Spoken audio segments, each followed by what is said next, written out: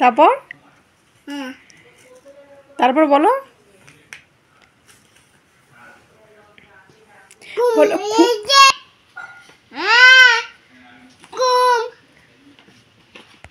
বলো খুকু করে রান্না তাই খেয়ে কাকা বাবু জুড়ে দিল কান্না বাবা এসে মুখে দিয়ে আর খেতে চান না।